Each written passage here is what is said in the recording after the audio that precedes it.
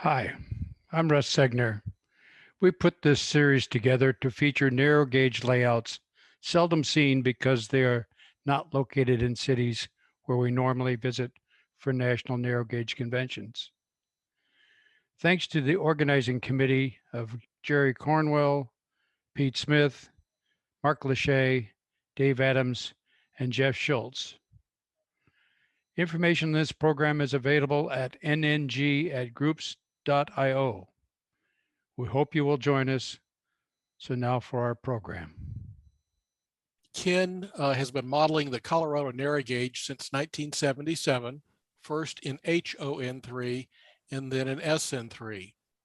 Ken is well known for his contest modeling, having twice won the Best of Show award at the National Narrow Gauge Convention, first in 1990 and then again in 2000. Ken's layouts have been featured in the Gazette, SN3 Modeler, Railroad Model Craftsman, and Model Railroader. He was recognized by the NMRA as a Master Model Railroader. He holds number 119. Following his retirement from ConocoPhillips in 2008, Ken and his wife Margaret moved to Tulsa, Oklahoma, where he is working on the latest edition of his SN3 Pandora and San Miguel Railway. Ken is always happy to welcome visitors to come and see and operate on his layout. And Ken is currently serving along with me as the co-chair of the 2021 Tulsa Union Convention. The convention is the joint production of the Indian Nations Division, Mid-Continent, and Lone Star regions of the NMRA. If you'd like to visit Ken and operate on his layout, we encourage you to take a look at our website where you can sign up, and that website is 2021tulsaunion.com. Ken, if you're ready, I'll turn the program over to you. Thank you. Okay. Welcome to the Pandora and San Miguel layout tour. As Mark said, I modeled the Rio Grande Southern SN3. It is September 15th and 16th, 1942. Many of the photos and information I'm going to be sharing can be found in the Gazette beginning in November 2016 and continuing on in January and March of 2017. The train room is located upstairs. All the wood, plaster, and tools have to go up the 18 steps to get to the train room. Once you get there, there's a duck under, which has 66-inch clearance. My wife can walk straight through. I have to kind of bob my head. And if I don't do that, I usually will remember the second time. This is what you see when you walk in. Most of the guys that operate on my layout are standard gaugers that come over to operate, and they walk in about 3 feet and they just stand there and look around, don't know what to do. It's a bit confusing, but I think we'll solve that problem in a bit. The train room is 23 by 23 and a half. It's 540 square feet. It's twice the size of my layout in Lake Jackson, if you'd seen it. When we retired, we moved to Tulsa, Oklahoma, and built a house with a train room. And I came with 4 different track plans that all modeled the same area. And I took the time at the beginning to actually draw these out on the floor and walk through them and have some friends come over and critique them. My favorite track plan was somewhat more complicated. It had smaller aisles and some places that were hard to reach. So I settled on this plan here, and it's worked out pretty well. Because I've built a couple of different layouts, some people seem to think that the layout just pops into being. That's not true at all. This is what it looked like in the beginning. It is double deck. The lower level is mostly L girder, which allows the fascia to fold freely around the room. The upper deck is supported by some heavy-duty steel L brackets, which are bolted directly onto the wall studs. A couple basic information slides. The scenery is hydrocal hard shell and molding plaster rock castings colored with tube acrylics. The hard shell is built up over mountainous volumes of crumpled newspaper and covered with strips of newspaper dipped into soupy hydrogel. I like the newspaper because it doesn't ball up and it retains its strength as opposed to what you get when you're using paper towels. All of the backdrop pictures you're going to be seeing were taken on September 15th and 16th, a couple of different trips to Colorado. There are about 4,000 bottle brush trees on the layout. And I do these a little differently. I cut the twine and I lay it out on a piece of newspaper. And then I twist a pair of floral wire together and use some 3M spray to spray along the inside edge. Press that down along the twine. Then you pick the whole thing up, put it in a vise, and use a drill to twist it together. And then the almost finished trees are sprayed either dark gray or dark brown. And I like this method because I can make 25 to 30 trees an hour. I'm going to take a quick walk around the track plan. When you come up the stairs, if you go to your right, you're in the workroom. If you come in left, you come in, there's a swing gate there that's always open. And you come under the duck under. Ridgeway is along the left wall. It's at 40 inches. We come around the San Miguel River to Vance Junction. And I seem to have everybody's faces over the rest of the layout. Come over to Ophir, Matterhorn and Ophir siding, and then around on the High Line. And then we come by the duck under again, and we're up on the upper level at this time at 72, actually 67 inches at Lizard Head, and it comes on around, and Rico sits right up on the top of Vance Junction. The clearance between the upper and lower level is around 26 inches. The 2 yards and the 3 passing areas are level. Other than that, the main line rises at a constant 2.5% grade that gets you the 26-inch clearance between the 2 levels. All right, now to actually begin the layout tour. We begin at Ridgeway on the lower level. I like lots of junk in my modeling. I use it to vary the color and the texture. The ground cover is decomposed granite. And in any place where it doesn't look right, I just add more junk. There are about 130 structures on the layout. 30 of them are craft kits and the other 100 are scratch built. Track is code 70 hand laid. The turnouts were mostly built at the workbench using fast track jigs.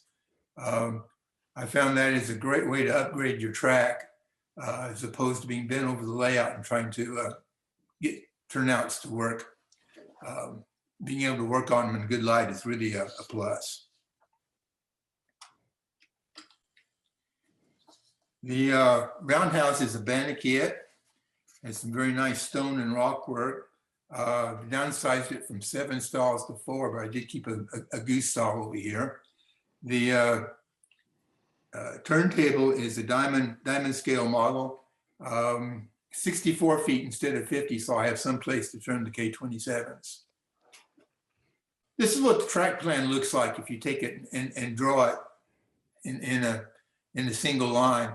And what looks to be rather complicated when you walk in the room is really just a pretty simple layout.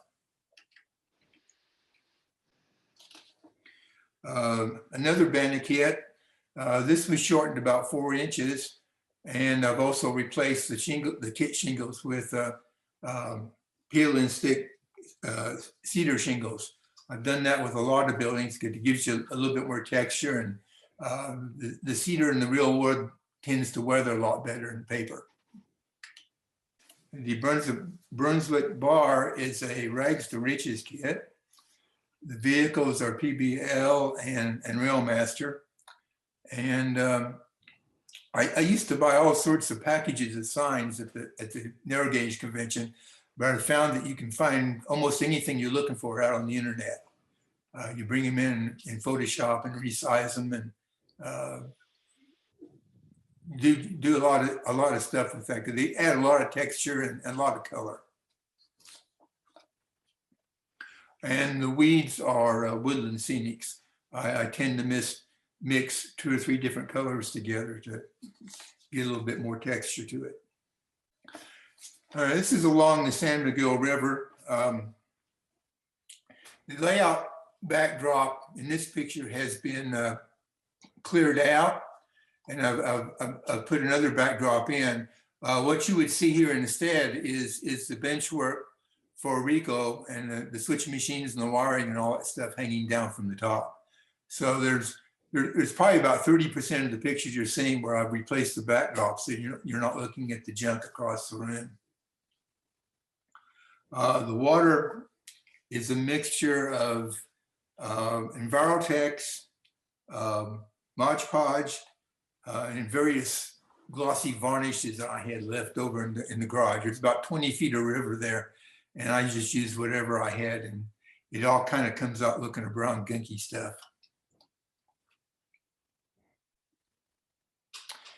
The larger pine trees are the traditional balsa and caspia. Aspen trees are from Scenic Express, they're the super trees. And if you ask those people real nicely, they will send you a box of O-scale size trees. Otherwise, you get a box of a bunch of little bitty ones that aren't worth too much in that scale. This is at Primus. The ore bin is a Crystal River kit.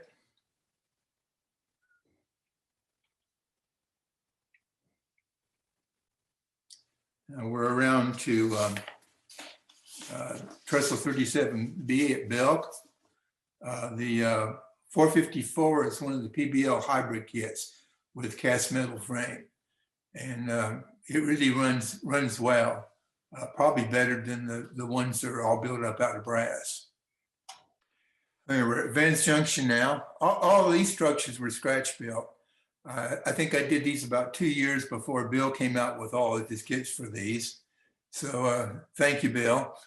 The section house was a contest model back in San Antonio. That's how long I've been working on the RGS. RGS is known for all of its big structures and trestles, but the little trestles and little things like this are good ways to divide the layout up and to provide some extra interest. The water here, I played around with that for about a year, adding dabs of water and clear silicone, and finally got to the point that it just looked so bad. I ripped the whole thing out and started over again. But the running water is a glossy clear silicone. It's kind of messy stuff to work with. This is at Ames. The water tank is a resin V&T kit. The scenes from a typical operation session. I guess it's typical. The only narrow gauger in the room is the one that's doing the rail fanning. Operations is by timetable of train order. The time is real, and actually I have 3 sets of timetables depending on whether we start at 9 o'clock in the morning or 1 o'clock in the afternoon or 7 in the evening. But the time really doesn't matter, because exactly like the prototype, the model, the trains are always operating late. The timetable is important though, because it tells the operators exactly who and where they have meets with. And I've gone to the trouble to color code. So for instance, if you're operating freight train 9 that goes from Ridgeway to Rico, you can look over here and see that you have a meet with train number 8 at Vance Junction, and another meet with train number 10 at Matterhorn.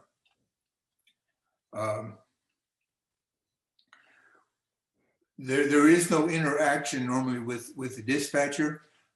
We do use a dispatcher, and I would say I normally keep the guy locked away in a closet downstairs, but he communicates by telegraph, and we'll typically run a stock extra sometime during the section, and all of the interface for that is by telegraph.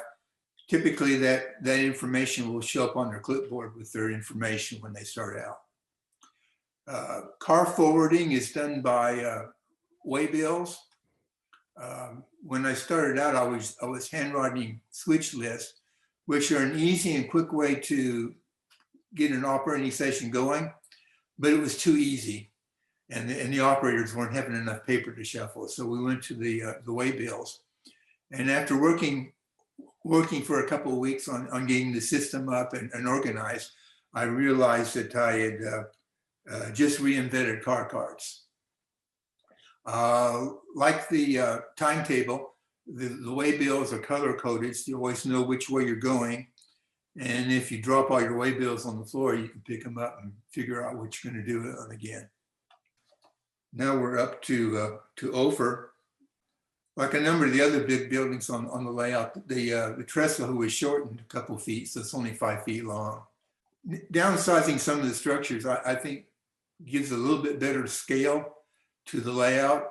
If I had about 3 or 4 times more room, I'd build things that are full size, but this helps things to kind of fit in and make them look like they fit in the scenery a little better, I think. And here's where we are in the layout. This is the flume that went down to Ames. It was built in place board by board, and it was kind of a cut and fit sort of thing. Not the sort of project that I'd recommend doing too much of. That provided water for a wheel that produced the first commercial AC in the country. Kind of an interesting thing that had happened out in the middle of Colorado. Now we're at Ophir proper. The Alta tram is covered with HO scale corrugated aluminum, and I use the Archer's etchant, and then I'll come back after the etching process and paint with Flocal any places that didn't get etched. I hate the look of the shiny metal when you're building something that's obviously old and dilapidated. And then I'll come back with acrylics and chalks and weather it down some more. The little building that you really can't see back there in the corner because everybody's covering it up is the quality store that Lynn Wickersham built for me. It provides the standard for detail and workmanship on the rest of the layout. So thank you for the building, Lynn. Another quick mini clinic. The coloring I use for all my cribbing and trestles and unpainted buildings is a mixture of tube acrylics, which I mix in alcohol. When you mix the tube acrylics and alcohol, it really doesn't want to mix up very well. So I put a couple marbles in to shake it up. And I begin by distressing the wood. And then I'll take a bundle of it and I'll put it in the bottle and shake it up good. And when you pull it out, what you get is this awful gooey mess. So you take your fingers and run them along the wood and you get this beautiful streaking and color like you see up in the high country in Colorado. Local 271 is a Railmaster kit. They recommend soldering these together with low temp solder, and I just couldn't make myself do that. Instead, I've been using JB Weld, which seems to be just about as strong as soldering, and it's held up pretty well. Matterhorn is actually a combination of Matterhorn and the Ophir siding. The mill here is one of my 2 contest models that won Best to Show at the Narrow Gage. it turns out that it's almost the same size and shape building as the mill that actually sat at Matterhorn, although the interior operations and milling process is entirely different. This is a traditional 20 stamp mill, and the equipment inside is mostly things from Western scale models. Now, we've just come through the one and only very unprototypical tunnel on the layout to the bridges on the High Line. This is 46A. I made a styrene jig for the concrete foundations. And on the inside of the jig, I spaced individual pieces of styrene far enough apart that you can see the plaster of the concrete kind of oozing out between the boards, like it might on the prototype. Here's 46A in front and 46C slightly behind.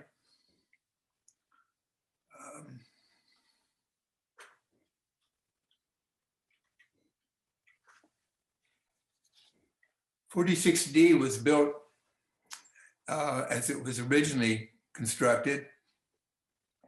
This trestle also was shortened by about 3 or 4 bents, although the howe trusses are full size.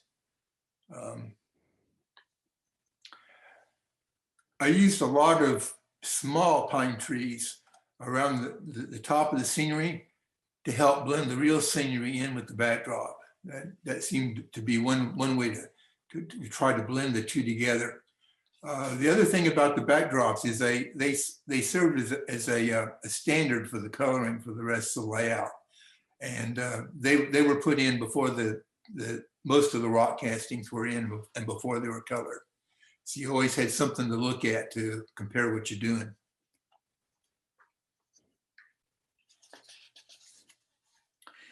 The RGS story in volume 3 shows one faraway picture of a sawmill at Lizard Head.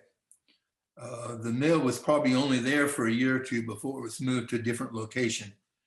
But it was a nice excuse to build a sawmill.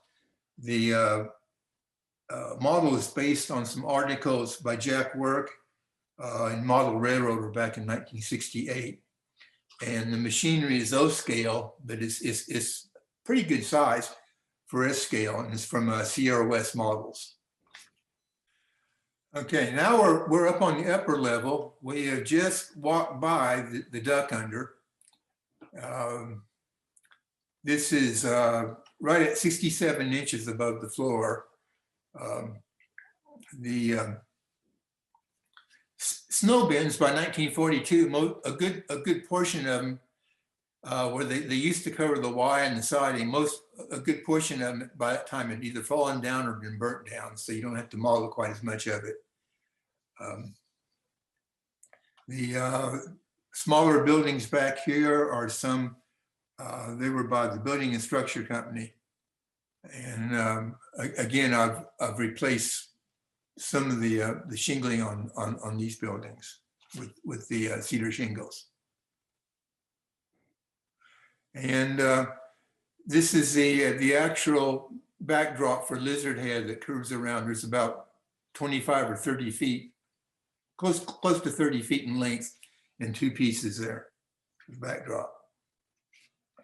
Around 1939, the RGS purchased a group of what was mostly stock cars and box cars from the CNS, the so-called Miller cars. And I've extended history just a bit by including a couple of the CNS locals and a couple of caboose and a passenger car or two. The CNS locals make a nice contrast to the RGS.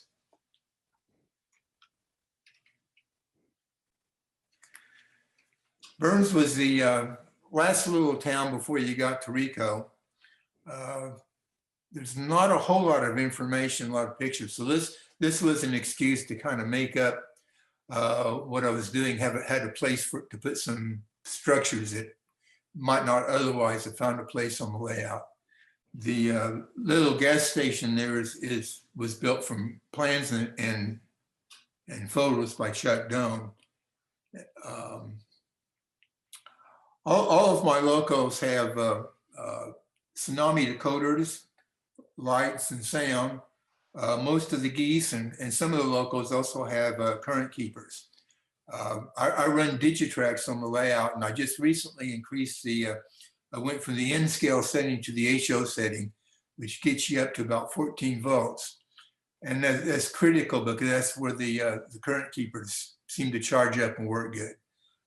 The N scale setting was giving me about 11 volts, and they would never charge up and work. But when I made that change, I had to go back around and change all the resistors on the lights and every loco on the layout. So that was a fun project.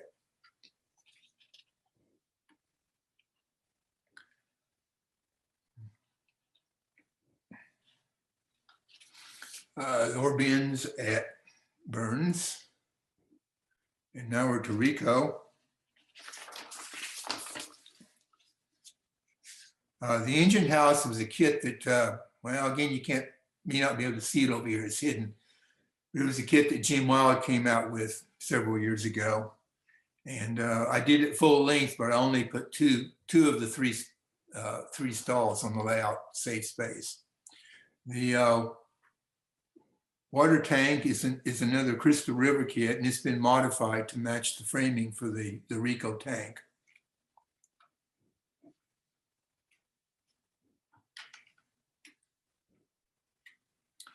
I like to weather my models sometimes almost to excess. You can tell this was a PPL foreground model because it's still moderately clean.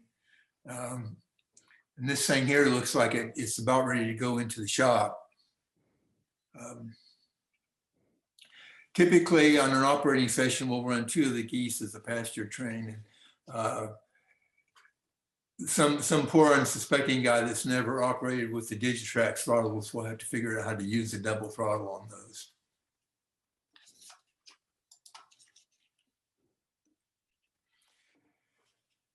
This is down on the end of Rico. This is looking at the same scene from both directions.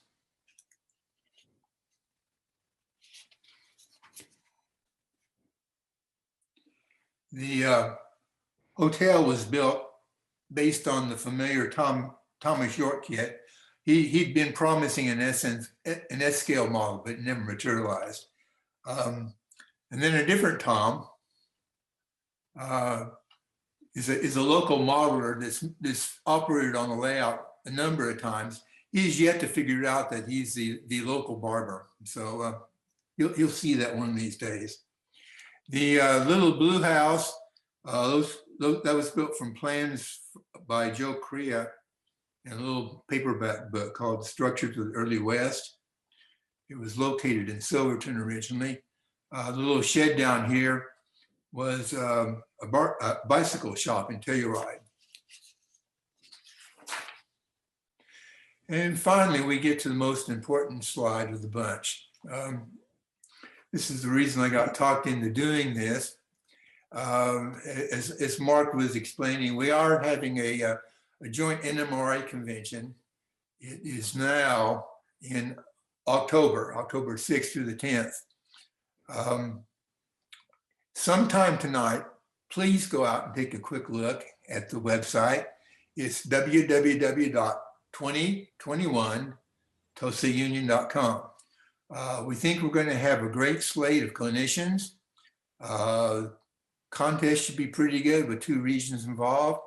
And we've got a great group of layouts. These are mostly the same layouts that participated last year in ProRail.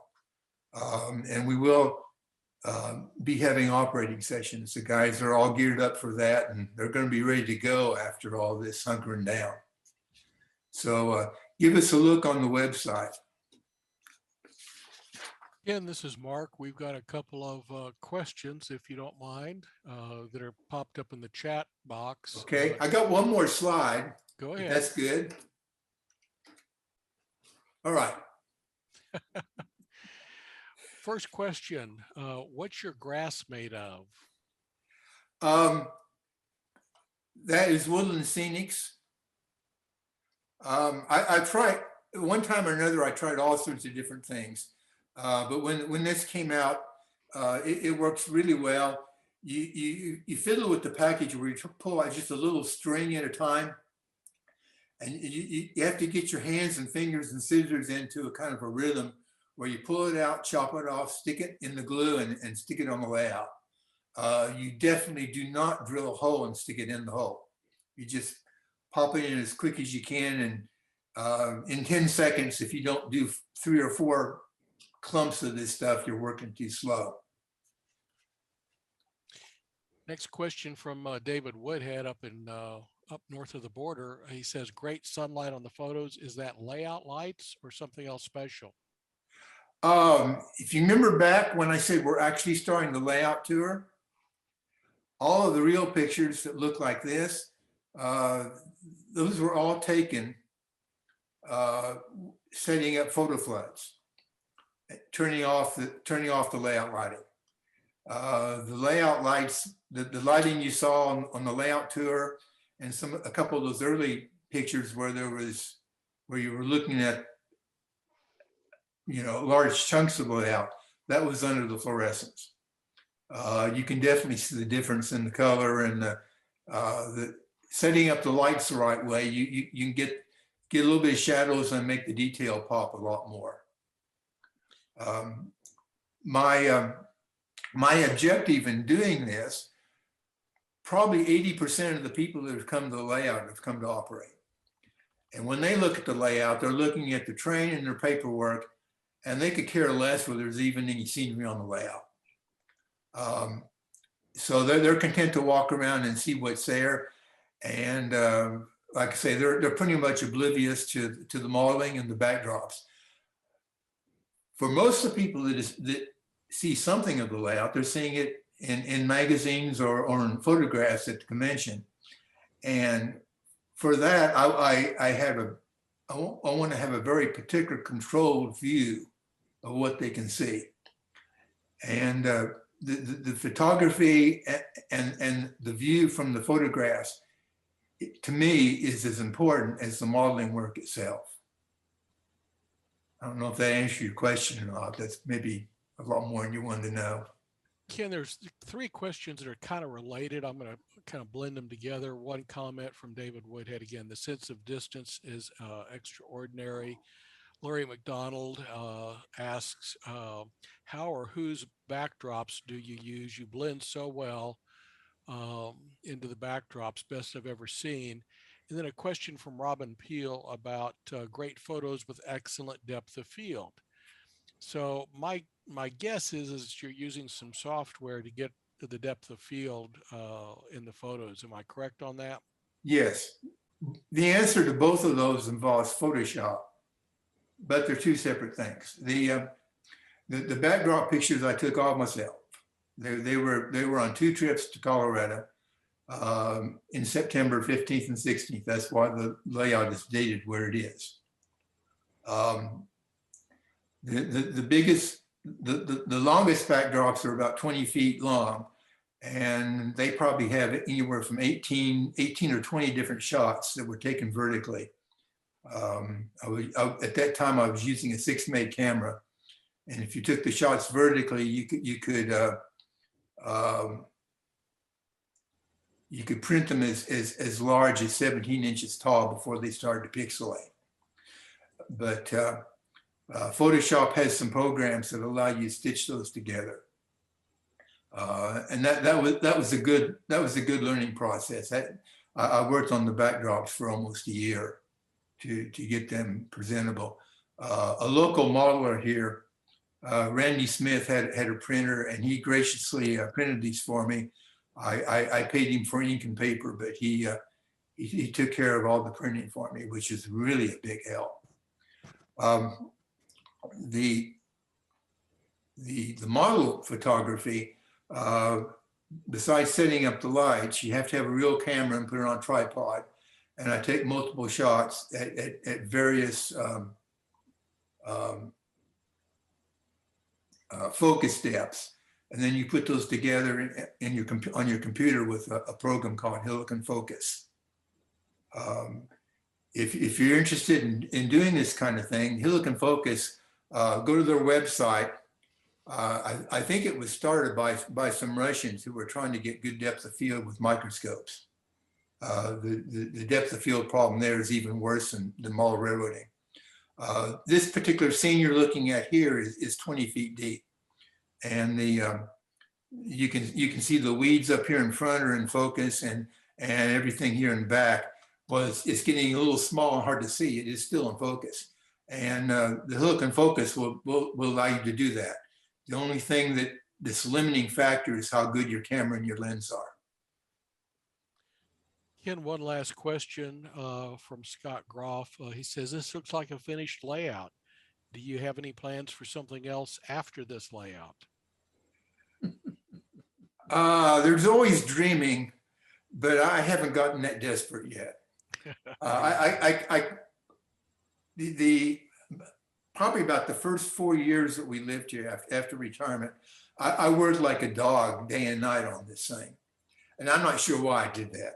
I should have spaced it out a bit more, but the last couple of 3 years, I've spent a lot more time doing photography and doing some other things. I've jokingly told Lynn that if I was to change, I'd probably go to G scale. So that would be a drastic change, I think. Well, very good. Thank you so much, Ken. We appreciate it. Russ, are you ready to move on to our next segment? Yes, thank you very much, Ken. The photography and your layout and the pictures of it are just overwhelming. And I'm sure everybody has really, really enjoyed this. And I suspect a few more folks might show up in Tulsa. You never know. Well, we'd hope so. Everybody's welcome to come in October. All right. Yeah, go ahead, Ken. Go ahead on the video. Yeah. Okay.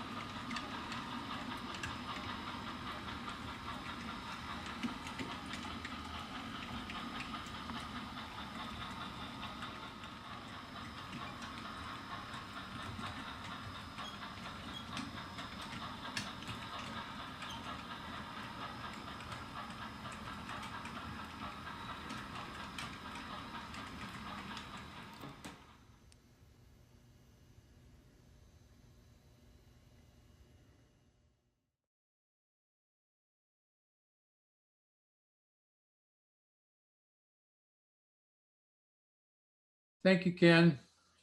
You're welcome. We hope you enjoyed this. We look forward to seeing you again. The next session will be posted on the group's IO NNG several days before the next program. Look for the link there.